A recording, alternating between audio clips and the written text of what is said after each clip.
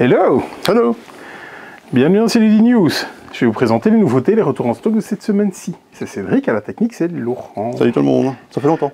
Ça fait longtemps, ça fait juste 2 semaines. Ouais, mais ça paraît long. Ça paraît, ouais, on se dit oui, il va falloir faire. Pourquoi? Parce que déjà la semaine prochaine, il n'y en aura pas, parce qu'on est à Essen, hein, ouais. donc départ mercredi pour Essen.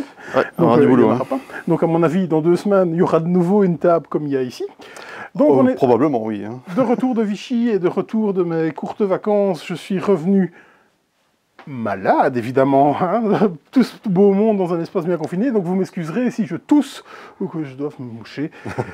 On a un challenge de taille, on doit faire rentrer tout ça en 1h10. On n'a pas branché la caméra sur le secteur, on s'est dit on va faire le challenge, on va réussir. Allez, c'est parti directement. On commence avec la série 7 des Pokémon, qui est Couronne Stellaire. Donc on a bien entendu les ETB, les tripacks, les boosters qui sont restés là-bas, et tout ce qui va avec. Pokémon ne s'arrêtera donc jamais.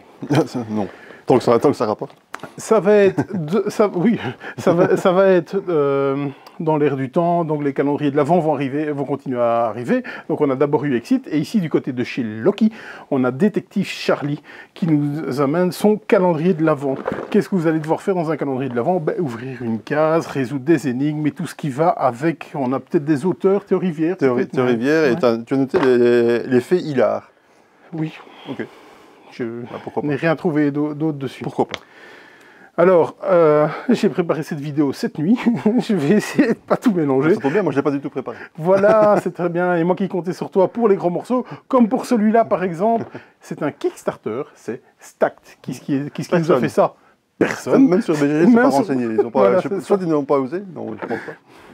La boîte est super lourde. Le matériel est bien entendu de qualité. Je pense que vous allez devoir réussir des blocages. Hein. Vous allez devoir monter en hauteur, enfin réaliser des blocages. Si je me rappelle bien. Poser des pièces différentes l'une sur l'autre. Hein. Parce qu'on ne peut pas être bloqué. Hein. Un jeu purement abstrait, mais dont le matos est... Ouais. Et en plus, le gameplay a l'air sympa.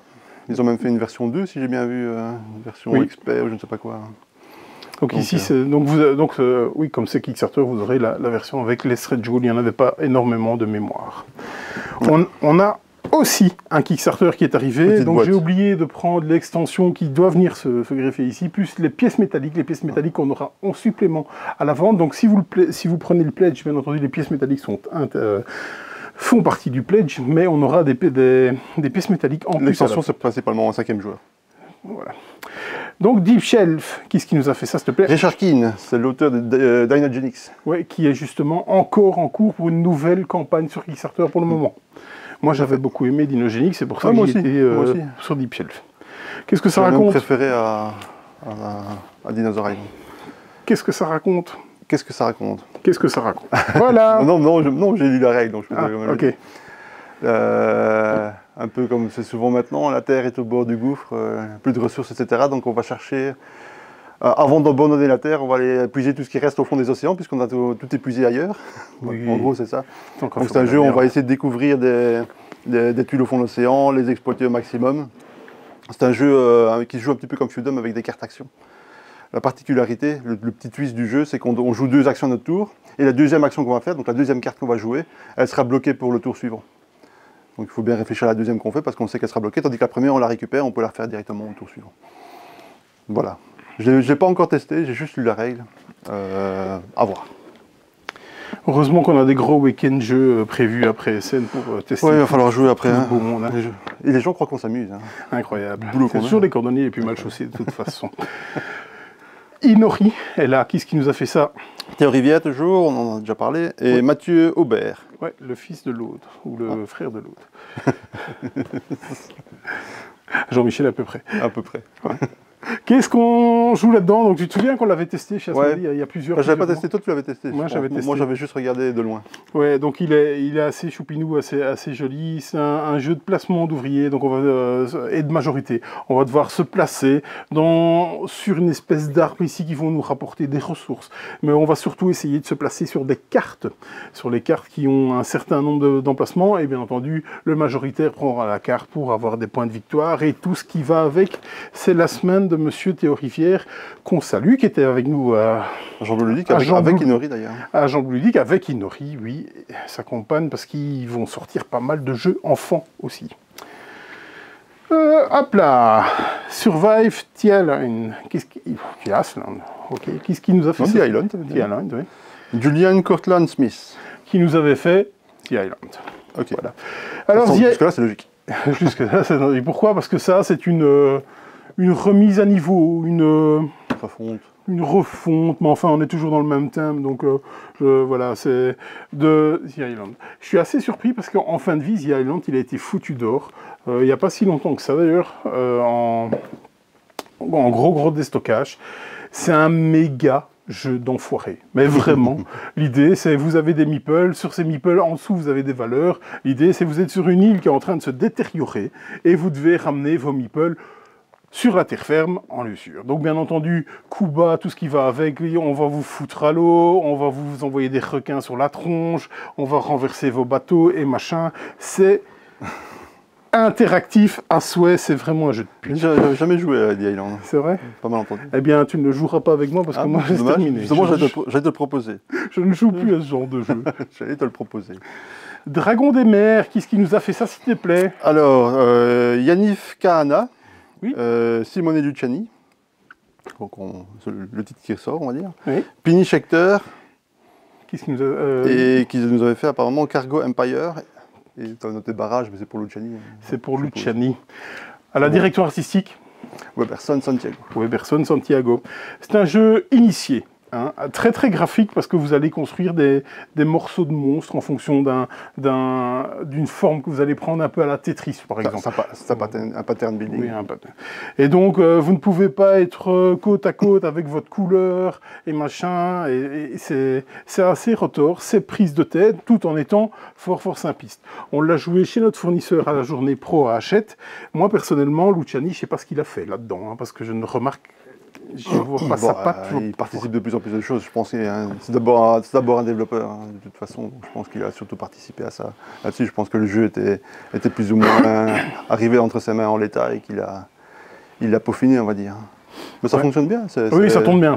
Oui, c'est carré, hein, bien sûr. Un petit côté abstrait, hein, un petit côté jeu abstrait, mais avec des objectifs, avec des ressources, ce qui lui donne un petit côté, un petit thème. Sinon, bon, imagine, tu as le plateau, tu as les dragons, on serait dans le pur abstrait. Voilà. En tout cas, au final, quand on voit ce plateau se construire et tout, ça devient assez graphique et assez plaisant à l'œil. Un peu moins avec mes gros doigts. Mais oh, ça ne pas ça. Ça allait. Oui. Quelle mauvaise langue je suis. On ne peut pas lui reprocher ça. Spoiler. Gros candidat à l'As d'or. Château Combo est là. Qu'est-ce qui nous a fait ça, s'il te plaît? Grégory Grard, Mathieu Roussel. Ouais, qui nous ont fait. Qu'ils avaient fait Awin Bawe. Oui. Et sur les traces de Darwin. Sur les traces de Darwin. Un des deux en tout cas. Futur As d'or. Ouais, à mon avis, ouais. Il va batailler avec Captain Flip. Hein. Ça va être une grosse bagarre entre deux. C'est un super objet commercial. Quoi. Ouais, clairement. Mais donc, est-ce que ça révolutionne quelque chose dans le monde du jeu? Est-ce que c'est quelque chose de novateur? Absolument pas. Mais vraiment pas. C'est moins qu'on puisse dire. Par contre, ça tourne du tonnerre de Dieu. C'est waouh. Ouais, et puis l'édition est sympa, le prix est plus que bien, le prix plus est qu'adapté. Bien. Tout est vraiment bien dans le jeu. C'est ça qui fait le prix. Parce que durée, la prise en main du matériel, la prise en main des règles, tout fonctionne bien. La direction artistique. Ouais, franchement, Ketchup, c'est du beau boulot. Donc on va le retrouver certainement sur les podiums de l'As d'or, voire de l'As d'or. Pour moi, enfin, Captain Flip, ça va jouer entre deux. Qu'est-ce que... Captain Flip, c'est plus enfant, quand même. Enfin, c'est plus familial que ça. Oui, ici, on a un tout petit peu plus initié, un tout petit peu plus joueur. C'est plus gamer, on va dire. Tu peux jouer avec des gens plus gamers. Et donc, on l'avait vu en journée pro à Hachette, un tout petit peu avant Vichy. Et généralement, on débriefe dans l'équipe. Tant Captain Flip était au-dessus. On a eu Ferry Ring aussi, je pense qu'au final... Là, la concurrence n'était pas rude avec Ferry Ring. Non, Ferry Ring, quand on s'est vu terminé. Mais par contre, Ferry Ring, c'est vraiment très bien. Normalement, il devrait être sur cette table aussi. Ferry Ring, donc si jamais tu as le temps d'aller le chercher, parce que effectivement, entre les vidéos, il est passé entre les gouttes.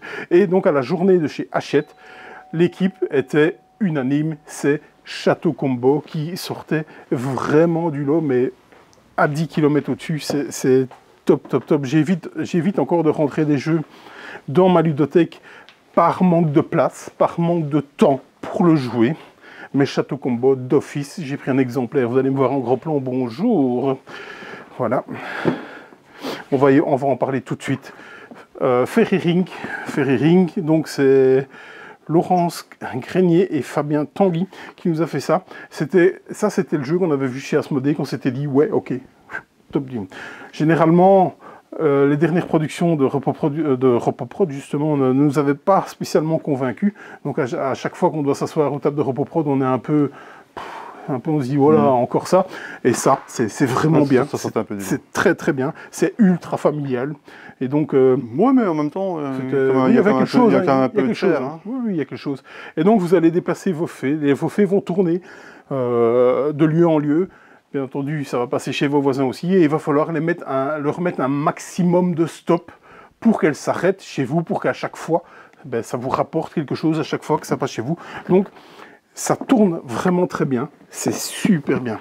Et donc, on est boutique au Binex, c'était une action Binex, il y a un petit goodies avec, donc normalement, si vous le commandez, vous recevez le goodies qui va avec Radjack.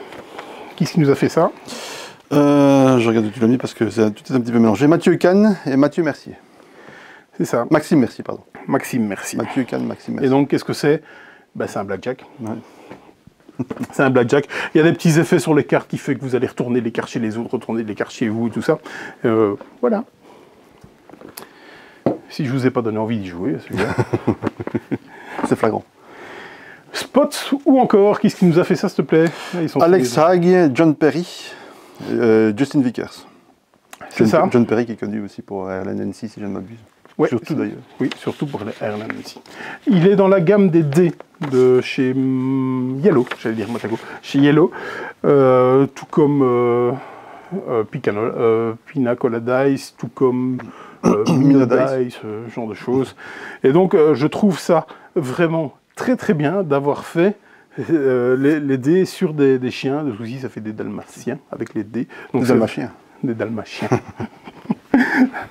Donc c'est vraiment une belle idée de ça. Et donc, qu'est-ce que vous allez faire? Eh bien, vous allez lancer des dés en stop ou encore, de même que le titre le dit, et vous allez les assigner.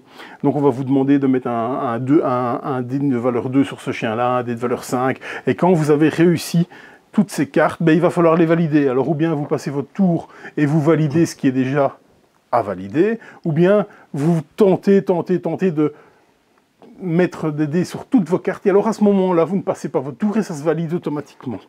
On l'a testé à Vichy, on nous avait dit le plus grand bien, on a dit tu verras, ça c'est génial. Tu verras, ça c'est génial. Il a bonne presse. Hein. Non, ça fonctionne bien. Ça fonctionne bien, vraiment, ça fonctionne bien. Il faut savoir à quoi on s'attend. Il y a évidemment énormément de hasard. Mais... Ouais. On a tourné un récap de Vichy dans le noir, si vous pouvez le voir sur la chaîne. La première partie est postée. Je pense que j'en ai déjà dit tout le bien que je pensais. Voilà. Une extension. On reste chez Yellow. C'est l'extension Héritage de Ancien Knowledge qui nous a fait ça. Rémi Mathieu. Rémi Mathieu. Et donc, qu'est-ce que ça va changer? Mais pas grand-chose, en fait. Ça rapporte des cartes supplémentaires. Il y a un petit pouvoir, peut-être, en plus, qui joue sur la temporalité, quelque chose comme ça. C'est bien de ne pas trop rajouter de mécanique dans ce genre de truc. Hein. Non, il ne fallait pas changer. Nous, personnellement, on a tourné un bûcher laurier dessus. Je ne me rappelle plus si on a tourné un bûcher laurier dessus. On l'a joué, en tout cas. Mais... On l'a joué, mais en tout cas, moi, j'avais pas mal aimé, quoi. Ouais. Vraiment, c'était plutôt pas mal. J'ai gardé pendant pas mal de temps. Ouais. Ouais, moi, je l'ai encore gardé et je n'ai pas encore rejoué depuis. Aurum, ça, on est en plein dans notre cam. C'est un jeu de billes. Qu'est-ce qui nous a fait ça, s'il te plaît? Shrijbat. Ouais. C'est une localisation par Gigamic d'un Pandasaurus game. Là, j'étais très étonné que Pandasaurus se lance dans les jeux de billes. Et je l'ai joué l'année passée à SN. C'était plutôt pas mal. C'est un jeu original. Hein. C'est pas une localisation d'un jeu japonais ou ce genre de choses. Oui, c'est ça. Par contre, il y a une config qui marche mieux que l'autre. Hein. Je pense que c'est 3 ou 4 joueurs. Il y en a un... 4. Hein. Parce qu'à 4, c'est en équipe. C'est ça. Et il paraît que c'est là que... Moi, je l'ai joué à 3, il paraît qu'à 4, c'est encore mieux. Ouais, c'est vrai qu'on avait joué à 3. Oui. Et je me rappelle, c'est là où on avait joué la première fois à Robotrick. Donc c'est pour dire qu'il y a longtemps qu'on l'a joué. Oui. Est-ce que tu dois pas meubler 2 secondes? Parce que je dois moucher 2 secondes. Oui. Merci pour ton intervention. C'est trop rapide.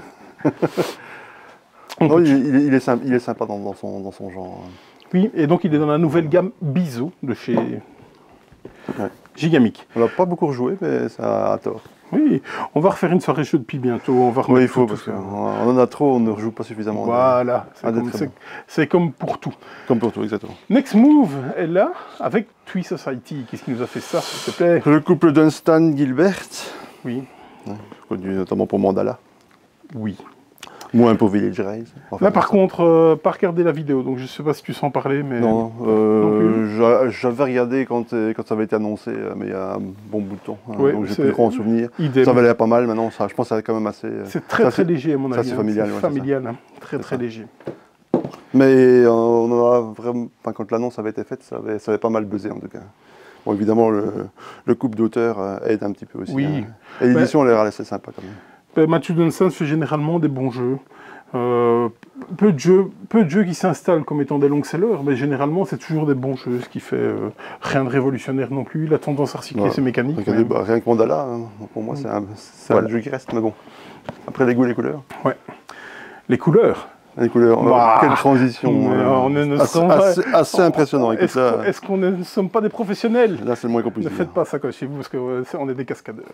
Technocolor, qui est-ce qui nous a fait ça, s'il te plaît? Antoine Boza et Corentin Lebras. Monsieur Boza, qu'on a vu dans Vichy, à Vichy. Et vous verrez peut-être dans Vichy aussi. Dans la deuxième partie de l'émission, on en parle beaucoup de Monsieur Boza, surtout pour le projet qu'il porte. Technocolor, qu'est-ce que c'est? C'est un roll and white de Tekonoko, l'excellent Tekonoko, jeu ultra familial, un classique du genre, très choupi. Et donc ici, bien un peu comme Tekonoko, vous allez faire monter vos bambous pour essayer d'avoir des points de victoire. Et pour ce faire, il y a une espèce de bague qui vient se mettre autour des marqueurs que vous allez lancer. Et en fonction vous avez les résultats, vous allez pouvoir cocher des cases. C'est ultra familial. Il y a plusieurs plateaux différents, avec plusieurs difficultés différentes, que vous retrouvez avec des têtes de panda. Au plus il y a des têtes de panda, au plus ce sera compliqué. On reste tout en légèreté et sur un matériel ultra choupinou. Bus. Et c'est la Complete Edition. Moi, personnellement, je ne sais pas ce qu'elle a de Complete, à part que là, il y a quelque chose. Parce que sur la mienne, il n'y a rien, c'est tout blanc. C'est bizarre, il y a un d'autres boîtes ici. Ah oui, ça, je n'avais même pas fait attention. Ouais, c'est vrai que, en fait, simplement, ils avaient fait la version comme chez Spotter. Spotter, en général, ne fait pas d'autres boîtes, donc ils avaient voulu respecter ça, je pense, en première édition. Et puis ils se sont dit, on va quand même faire un truc plus commercial. Ouais. Ils font bien. Qui est-ce qui nous a fait ça? Je pense que la différence, si je me rappelle bien, parce que moi, j'ai le 20e anniversaire. On s'en fout, du coup. Donc, en fait, j'en sens complètement. Qui a fait ça, c'est Jeroen Domen et Joris Wirsinga.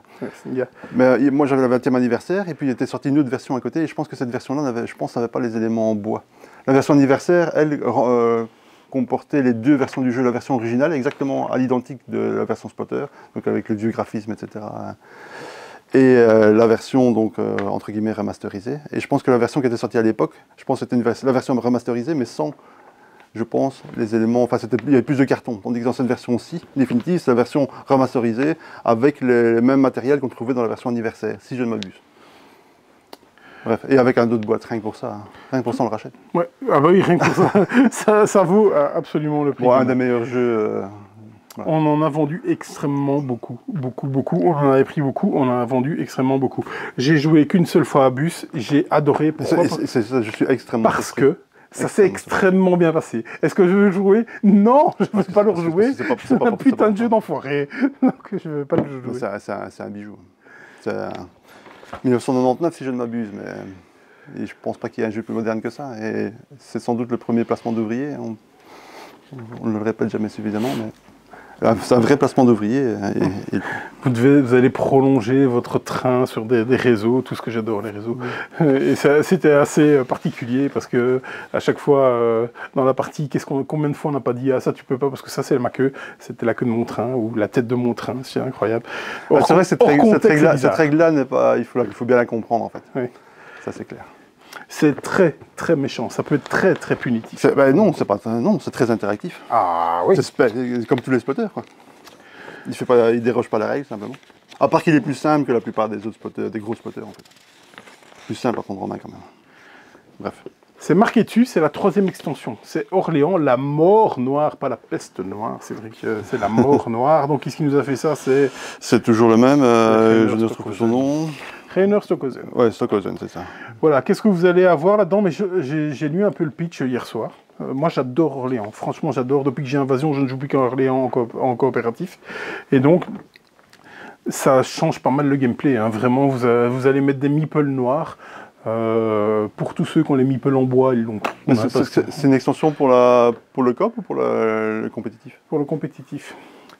On va mettre des meeples noirs dans le sac, on va les tirer, en fait ça va pourrir un peu votre deck, on va dire.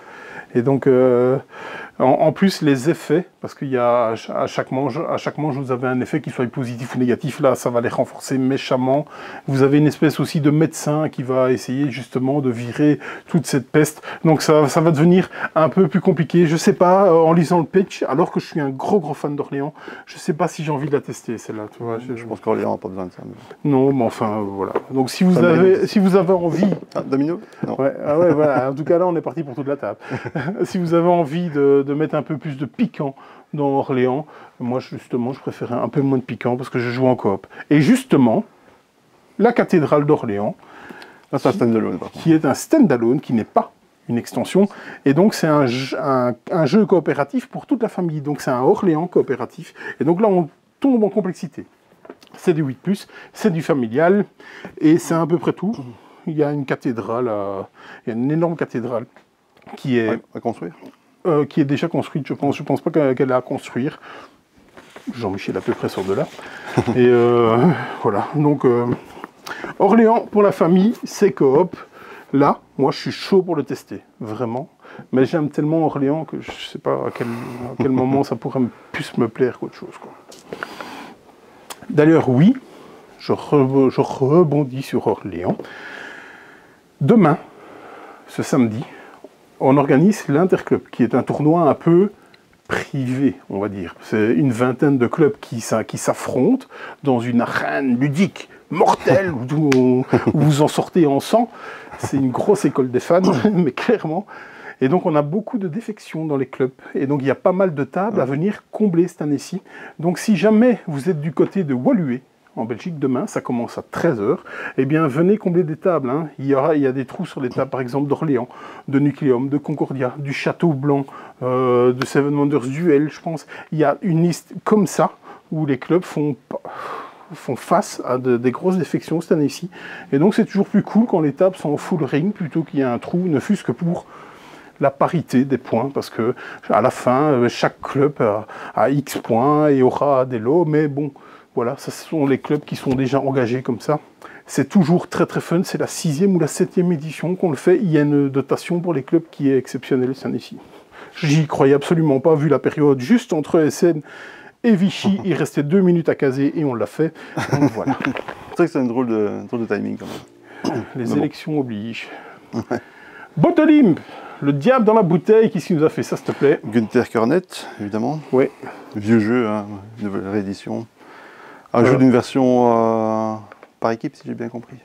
Je l'ai pas encore joué, je l'ai pris, mais je l'ai pas encore joué. Ok. Ben, moi, j'en ai entendu que du bien. Ah, le jeu original est vraiment très bien. Hein. 3 joueurs. Donc c'est ça ici. Je pense que celui-ci, cette nouvelle version permet de jouer dans différentes configurations, si j'ai bien compris. L'autre, c'était vraiment plutôt un 3 joueurs pour moi. Une extension, est-ce que ça en avait besoin? Les joueurs qui adorent Projet Gaïa et qui l'ont poncé vous diront oui. Projet Gaïa, la flotte perdue, donc qu'est-ce qui nous a fait ça, s'il te plaît? Jens Drogmüller et Helge Ostertag. Ouais. Qu'est-ce qu'on va retrouver là-dedans? Ben, je pense qu'il y a 4 nouvelles factions.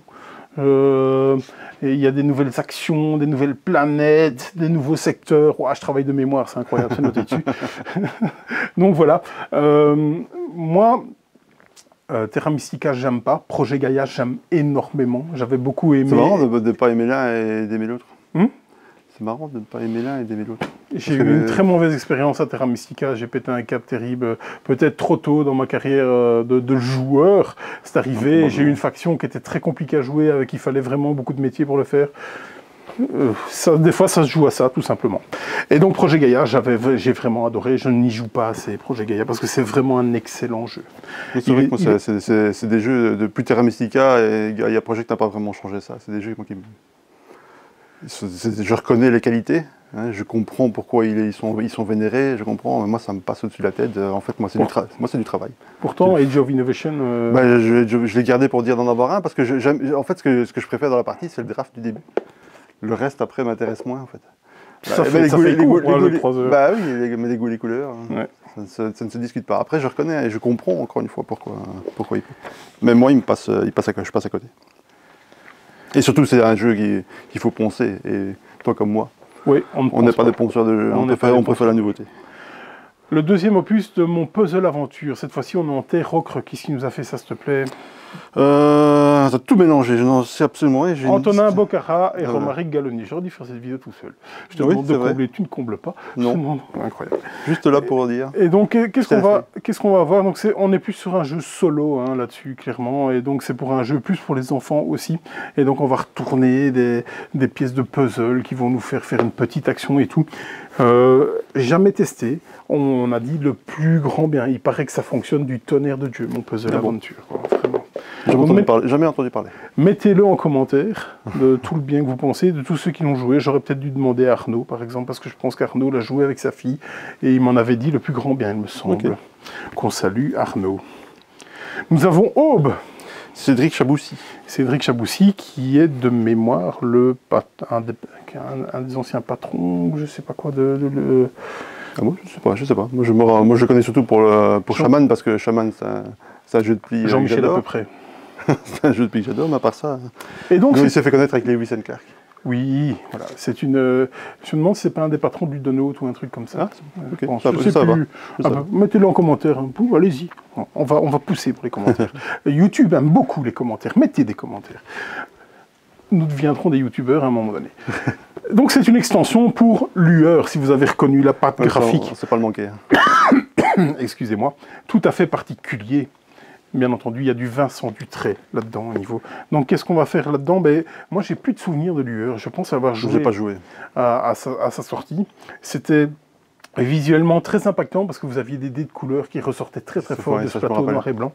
Et donc, ça avait quand même son petit effet. Chapardeur. Croisez les doigts. Qu'est-ce qui nous a fait ça, s'il te plaît? Yoshiteru Shinohara. Est-ce que ça viendrait pas de fort lointain? Je ne sais plus comment ça s'appelait d'ailleurs l'original. Crossing. Crossing, c'est ça. Donc c'est Crossing. Et on revient au graphisme original de Crossing. Crossing, c'était un des premiers jeux, aussi pas le premier jeu de Space Cowboy. Okay. Et donc là, ils avaient fait des gemmes avec des champignons et tout ça. Et en fait, vous allez avoir toutes des gemmes qui sont disposées sur des champignons, mais pas là, évidemment, puisque là, on est dans un truc à la pêche. 1, 2, 3, tout le monde abat le doigt sur un des champignons. Si vous êtes seul sur le champignon, vous allez prendre toutes les gemmes qu'il y a dessus. C'est de la collection de famille en fonction des couleurs. Bien entendu, à un moment donné, il va falloir protéger vos acquis pour les mettre en banque, parce que les autres peuvent aussi pointer votre zone de jeu. Si vous n'avez pas protéger votre zone de jeu, eh bien, ils vont vous rafler, tout ça, bande de salopios qu'ils sont. Et donc, voilà, moi, j'avais beaucoup aimé Crossing, vraiment. Je me disais, c'est vraiment dommage qu'il sorte, parce que j'aimais énormément la direction artistique. Je suis nettement moins fan de celle-ci. Mais en tout cas, c'est très cool, franchement. Donc, Crossing ou Chapardeur, du coup, c'est très cool. On va rester dans le choupinou. Putain, que c'est léger. Ouh, je m'y attendais pas. Oui.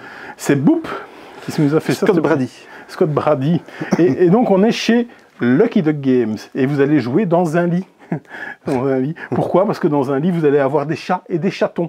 Et donc, quand vous allez placer vos chatons, si vous arrivez à les aligner, à en avoir 3 alignés, que ça peut même être en diagonale, et bien à ce moment-là, vous allez les retirer.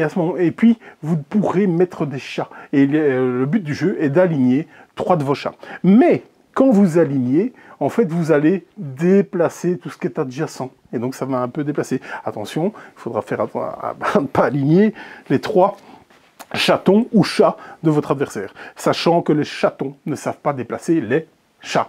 Voilà. C'est tout choupinou. Il y a beaucoup de chats dans Boop. Là aussi, il y avait pas mal fait parler de lui quand il était sorti en VO. Il y a déjà un bon bout de temps, quand même. Oui.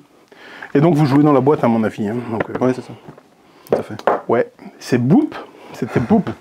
Celui-là, oh là là, celui-là, quand je... Oh oui. Art Society est enfin arrivé, parce que putain, il a mis le temps, quoi. La Belgique. C'est vrai qu'il a pris son temps, celui-là. Incroyable, quoi. Mitch Wallace. Ouais. Mitch Wallace. Pas mal parlé à Essen. Qu'est-ce qu'on va faire? Qu'est-ce qu'on va faire? Eh bien, on va enchérir pour avoir des tableaux. Des tableaux qu'on va devoir accrocher au mur, mais attention dans notre tableau, aux fautes de goût. parce que tel tableau de la même couleur ne peut pas être à côté de tel tableau, parce que sinon vous allez marquer des points négatifs, et donc vous allez essayer d'agencer ça. Le matos à l'intérieur est juste dingue. Je l'avais testé avec Davy de Lucky Duck quand il était venu me présenter ce que Lucky Duck allait sortir prochainement, que je salue, l'ami Davy, et moi franchement, waouh, moi j'avais trouvé ça méga top. Et j'ai manqué de le ramener des scènes, moi-même. Là, déjà, la boîte à l'intérieur, où le rangement est piquant, mais vraiment piquant. Ouais. Celui-là, eh bien, je m'en rappelle plus. Et moi, je connaissais même pas avant de le voir sur la table. C'est Alpaca. Christian Glove. Voilà. Qu'est-ce qu'on va faire Giove, pardon. Qu'est-ce qu'on va faire dans Alpaca? C'est un jeu... Est-ce que c'est du deck building? J'en ai absolument aucune idée. J'ai un doute. Je l'ai joué il y a plusieurs mois. Ah, tu l'as joué? Oui, chez mon fournisseur, vraiment. Alors, en plus d'être choupinou, c'était vraiment très très chouette. Vous allez jouer des alpagas pour leur pouvoir et on va essayer de les mettre, de créer son enclos et tout. Voilà, je vais m'arrêter là parce que je n'ai pas trouvé d'infos là-dessus. Plus que ça hier soir. Et donc... je vais peut-être vous lire dans Alpaca. Vous devez construire votre deck, planifier votre stratégie et faire très attention car la concurrence sera féroce. Mais si chou. C'est vrai qu'il a une belle tête, notre ami Alpaca. Allez, il est enfin arrivé. Je vais le dire plusieurs fois dans la vidéo. Incroyable. Pirate de Maracaibo. Oui, vous avez l'impression que c'est un vieux jeu. Pour nous aussi. Hein. Voilà. Donc, qui nous a ramené des scènes l'année dernière, donc il a un an, quoi. Il a un an. Mais en version française, il a au moins un mois et demi, si vous voyez ce que je veux dire. Ouais, allez, qui est-ce qui nous a fait ça? Alexander Pitzer, évidemment. Entre autres. C'est un dégradé de Maracaibo, mais ici avec surtout Ryan Hendrickson, je pense que c'est surtout lui l'auteur. Et Ralph Binert, que je ne connais pas. Goodies inclus, premier tirage, 2 figures de proue dedans. Moi, j'y ai joué à SN l'année passée. J'aime bien Maracaibo. Pardon, excusez-moi. Mais, moi, il m'avait juste donné envie de rejouer au jeu de base, en fait. Enfin, à son grand frère, son jeu de plateau. Alors, c'est plus rapide, certains diront. Moi, j'ai trouvé ça déjà un peu long. Mais, voilà. Non, moi, je suis pas tout à fait d'accord avec toi. Ah, mais pas de problème, je suis pas d'accord. Tu peux avoir tort aussi. Hein, oui, tout à fait. Parce que Maracaibo est relativement plus long. C'est vrai que celui-ci n'est pas un jeu court nécessairement, mais Maracaibo est un jeu très long. Oui. Il est beaucoup plus simple. Hein. Il est beaucoup plus simple que Maracaibo. Beaucoup plus simple à appréhender. Donc. Pour en revenir à l'Interclub, Maracaibo, ils ont 2 heures top chrono pour le finir. Hein. Ça va être compliqué. Hein. Il va falloir qu'ils chantent sans teach. Ah, sans teach, évidemment. Ouais, bah, ça dépend. À 4 joueurs? Asseyez-vous, jouez, ouais. Bah, s'ils ont l'habitude, ça passe, mais bon. Ah, il faut vraiment l'habitude. Il va falloir le passer au forceps. Il ne faut pas d'analyse paralysis, évidemment. Il est arrivé aussi, après la guerre. Endeavor, c'est Eau Profonde, deuxième du nom. Qui est-ce qui nous a fait ça, s'il te plaît? Carl de Visser et Gerard Gray. Ouais, pourquoi? Parce qu'il y a le premier Endeavor, l'âge de la voile, qui est revenu, quant à lui. Et donc, un univers différent de d'Endeavor. Un jeu où vous pouvez le jouer en compétitif et en coopératif. Et visiblement, les premiers retours sont nettement meilleurs sur le coopératif. Ah bon? Oui. Moi, je suis méga chaud. Méga chaud. J'étais tenté de le tester, mais d'un coup, moins. Je ne le jouerai pas avec toi, je m'en fous. Surtout que celui-là, je me suis vraiment pas intéressé parce que je n'aimais pas son grand frère. Et pourtant, j'avais repledgé parce que j'avais joué à celui de l'époque j'avais pas un grand souvenir, j'avais repledgé. J'aime beaucoup. Ouais, et beaucoup. Je sais que je suis une exception. Moi, là pourtant, aussi, c'est un jeu qui passe à côté. Ouais, c'est gentil. Hein. Ouais, ça peut te dégager tes majorités. Oui, c'est un jeu de majorité, quoi. Mais c'est pas un jeu de majorité extrêmement méchant. Bon, ça te dégage tes trucs. Mais les bâtiments et tout, ça tournait un petit peu en rond pour moi. Donc celui-là, j'étais plus ou moins curieux de le tester, mais sans plus. Mais maintenant, tu me parles que le coop, enfin, le compétitif est moins bon que le coop. Ah non, j'ai pas dit ça. Il semble être mieux apprécié. Okay. C'est pas que c'est moins bon. Okay. Il semble être mieux apprécié. Bon, on verra. Tu vas le prendre, on le jouera. Ah, d'accord, voilà. Ok, ça va, c'est bon. Mais je ne le joue qu'avec le pack upgrade, donc débrouille-toi. Ok, ça va. C'est bon. Ouais, c'est marrant, je peux rien dire en plus. C'est moi qui fais les commandes pour les fonds. Incroyable. Allez, trêve de bavardage, on va du côté de chez Nuts Publishing avec Sorcellerie. Qui est-ce qui nous a fait ça, s'il te plaît? Où est-ce que tu as mis Sorcellerie? Je ne le trouve plus dans ta liste. David. Ah oui, Trevor Benjamin. Oui. J'aurais pu le dire ça. Oui. Roger Tankersley. David Thompson. Donc Benjamin et Thompson, on les connaît bien, hein, pour Chandonneur notamment. Et à chaque fois, ça mais aussi pour Undaunted, Inflexible. dont la nouvelle version futuriste vient de sortir en VO. Et j'ai bien envie de la tester quand même. Bref, rien que pour ça, ça devrait vous donner envie. Oui. Jeu solo. Surtout qu'à la base, c'est un Salt and Pepper. Hein. Est-ce que le logo de la maison d'original est dessus? C'est possible que c'est un Salt and Pepper. C'est possible que ce soit un Salt and Pepper, je sais C'est pas. avec un super petit éditeur. Et donc, en fait, Sorcellerie, c'est un jeu solo. Et donc, qu'est-ce que c'est Sorcellerie? C'est une espèce de rethématisation de résistance. Yes. Dans ce que vous aviez dans la résistance espagnole contre Franco. Un jeu solo extrêmement compliqué. C'était le solo qui m'avait arrêté. Et, ce n'est celui-là aussi, c'est solo, je pense. Je pense que c'est uniquement solo, parce que c'est vraiment une rethématisation. Et donc, en fait, vous ne gagnez pas. Vous avez des niveaux de perte. Donc, si vous perdez un certain niveau, ben, si vous arrivez à moins perdre, eh bien, vous aurez fait un meilleur jeu. Moi, j'ai testé Résistance, c'est vachement bien Résistance. Il y a très bonne presse. Hein. Alors, en général, c'est tout ce qu'ils font, les deux gars. Plante à nouveau. Qu'est-ce qui nous a fait ça, s'il te plaît? Alors, il y a Uwe Rosenberg qui est indiqué dessus. La Dream Team. Hein. C'est OD surtout. Ouais, Mike.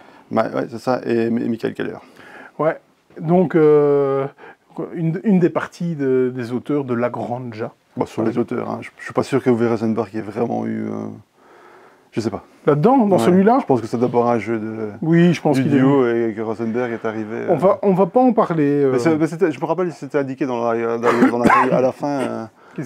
L'application de Rosenberg, j'ai plus tous les tenants et aboutissants, mais c'était ouais, écrit. à mon avis, il est venu se rajouter par après. Ouais, peut-être au début, mais je pense, en tout cas, je pense que c'est d'abord un jeu de Keller et OD. Ouais, donc c'est illustré par Lucas Sidmon. On va pas en faire des tonnes parce qu'il y a déjà une vidéo, je vous envoie vers la vidéo d'un bûcher au laurier qu'on avait fait sur Plantanubo.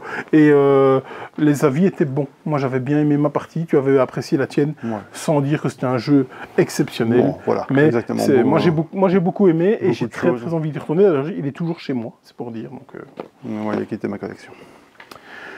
Stickers, qu'est-ce qui nous a fait ça, s'il te plaît? B.A.G. Renard. B.A.G. Renard, je pense que c'est son premier jeu à la dame. Je ne connais pas en tout cas. Qu'est-ce qu'on va faire? Donc on est dans un jeu familial, ultra familial, et on est sur un jeu Legacy. Donc vous allez venir coller, d'où le titre Stickers, vous allez venir coller des petits autocollants sur des objectifs, sur des cartes et tout ça, et à la fin, vous aurez votre jeu personnalisé. Donc il sera jouable, donc il n'y a pas de destruction de matériel, il y a modification de matériel, mais ça deviendra un jeu personnalisé dans lequel vous allez jouer. Il a très bonne presse.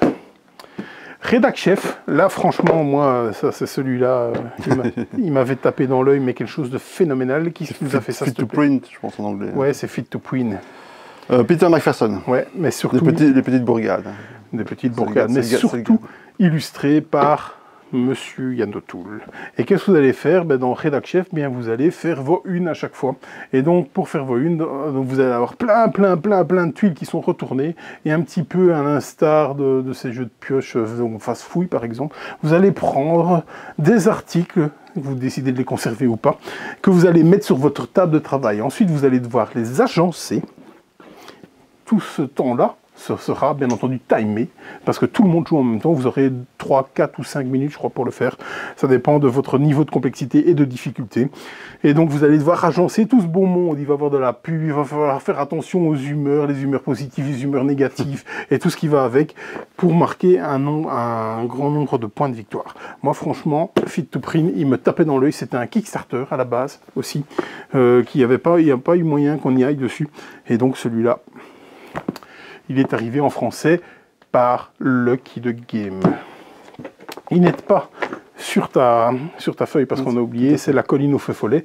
C'est le jeu de cartes. Alors il y aura toujours des déclinaisons, des jeux de cartes, des roll and ride, des machins, de tout ce qui fonctionne bien, parce que la colline au feu follet, ça fonctionne du tonnerre de Dieu, c'est exceptionnel. Et donc bien entendu, ici, vous avez un jeu de cartes. Donc plus petit format, plus petit prix, et pour les mêmes effets. Le dernier en nouveauté, c'est Sur les traces de Marie Curie. Qu'est-ce qui nous a fait ça? Florian Fay. Florian Fay Greenville.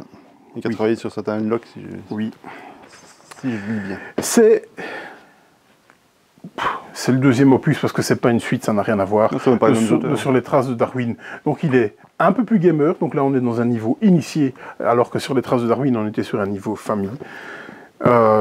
Ou initié léger. Oui, oui, bien sûr, ça reste totalement accessible, hein, évidemment, oui, bien sûr. Hein. C'est du niveau...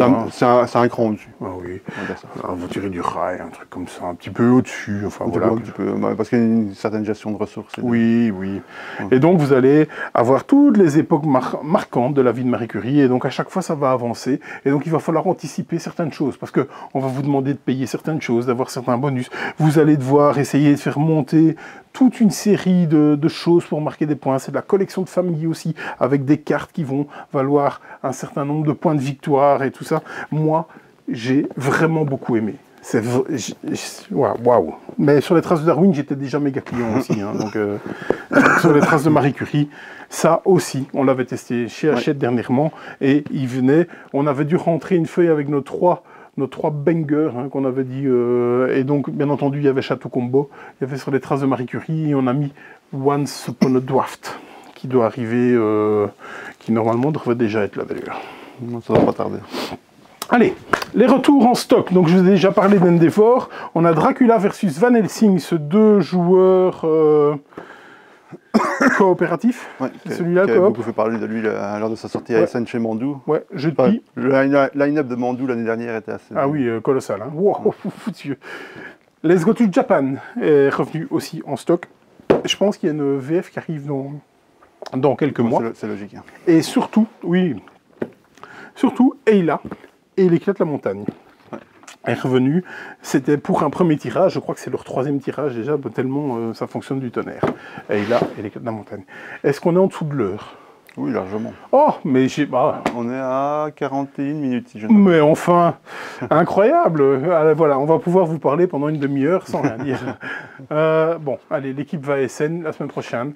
Donc, à partir de mercredi, une grosse partie de l'équipe, ça va avoir un impact léger sur les commandes de Golden Meeple. C'est-à-dire que les personnes qui font les commandes pour Golden Meeple sont toutes à Essen. Ce qui fait que mercredi, jeudi, vendredi, samedi, on ne va pas savoir expédier vos commandes. Donc dès qu'on revient, on va travailler à fond pour tout remettre en marche. On va avoir du boulot. Donc vous aurez une latence de 2-3 jours, on s'en excuse déjà.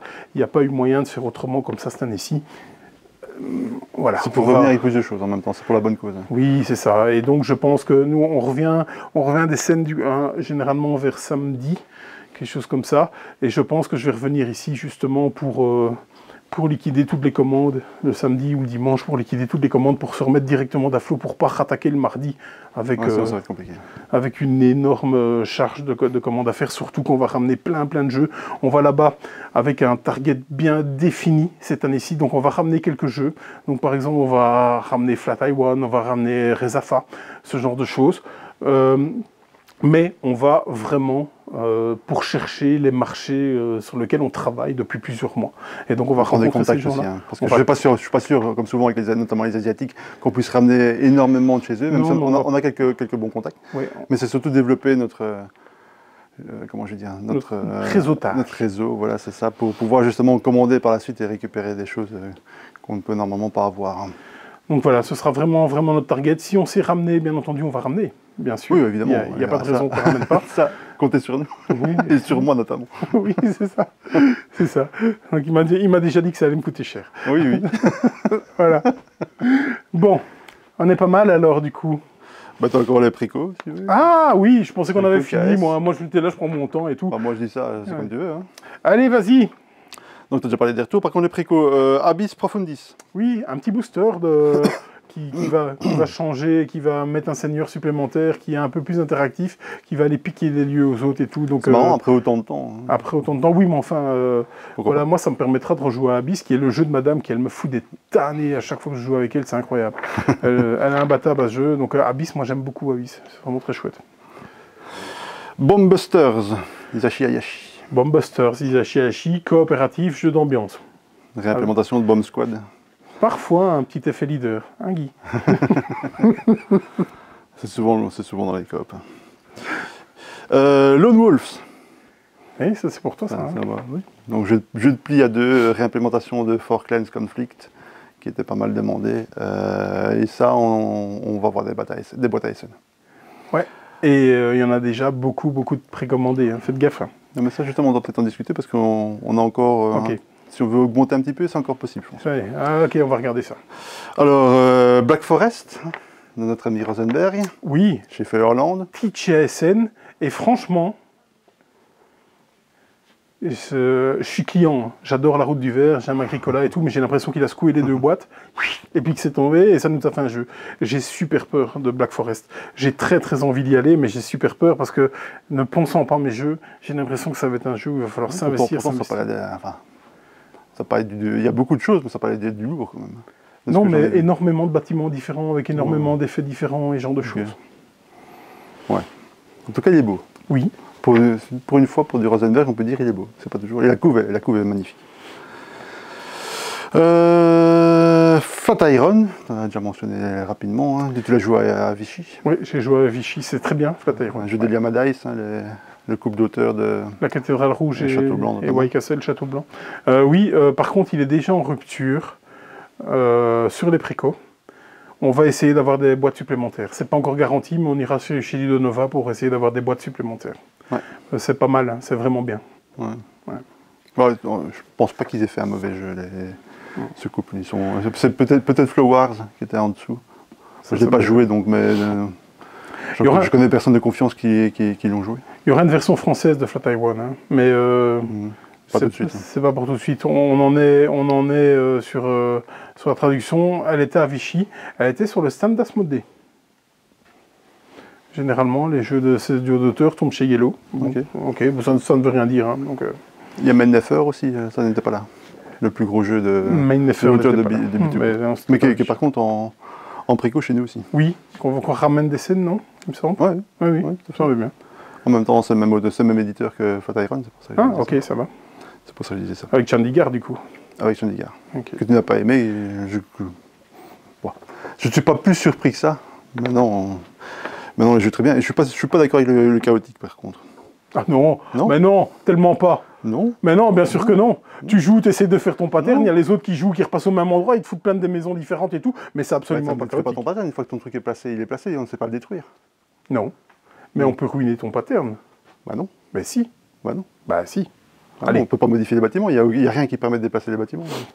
Si dans ton truc, tu dois avoir un jaune, que tu as réussi à mettre un jaune et qu'il y en a un qui passe et qui te met un rouge, ne dis pas qu'il a paniqué ton truc. Bien sûr, bien sûr. Ça, c'est à toi. On s'engueule. Tu peux t'en prendre à toi-même. Ça, c'est différent. Oui, bien sûr, allez.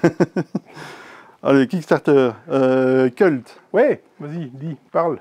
Non, un tout petit micro-projet sur Kickstarter. Personne n'a probablement entendu parler, à part les fous de jeux de pli comme nous. Donc on avait joué avec l'auteur il y a quelques mois de ça, maintenant il y a même un an je pense. Et j'avais vraiment eu un énorme coup de cœur pour ce jeu. Et donc vu que c'est une toute petite campagne qui n'a pas eu vraiment de... Il a donné des exemplaires à personne, il n'a même pas d'exemplaire, l'auteur d'ailleurs du jeu à fournir, donc il n'y a pas eu d'influenceurs qui en parlait, il n'y a personne. Il livrait, je dis ça imparfait, pas en Europe, ce qui n'aidait pas non plus évidemment à financer le projet. Et donc, vu ça, on s'est dit, on va le contacter, on va voir ce qu'on peut faire ensemble. Et il s'avère qu'on a conclu un accord avec l'auteur. Donc non seulement à partir de maintenant, les livraisons en Europe sont possibles, mais c'est nous, Golden Meeple, en l'occurrence, qui allons nous en occuper. Donc si vous pledgez, je vous encourage vivement à le faire parce que le jeu est vraiment bien. C'est vrai que visuellement, voilà, il faut peut-être passer là au-dessus. Encore une fois, c'est un tout petit projet d'un auteur, d'une personne...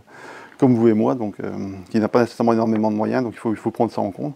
Mais le jeu, le gameplay vaut vraiment le coup. Je l'ai dit plusieurs fois sur le Discord, c'est une des meilleures expériences en jeu de pli que j'ai eu depuis pas mal de temps. Le scoring est tellement intelligent, enfin tout est malin en fait dedans.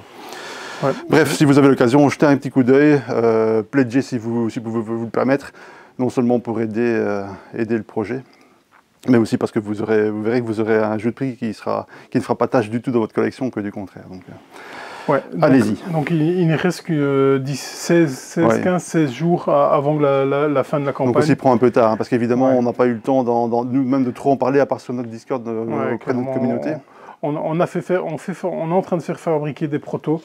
Je crains que ce soit un peu juste pour redonner Ça sera juste, un second élan à la campagne. Maintenant, je pense que si la campagne ne devait pas être financée, il y aurait un relaunch derrière. Probablement, si ça et là, ce serait probablement en février. Et là, on aurait nettement plus le temps de travailler là-dessus pour vraiment lui donner ce qu'il mérite, en fait, tout simplement.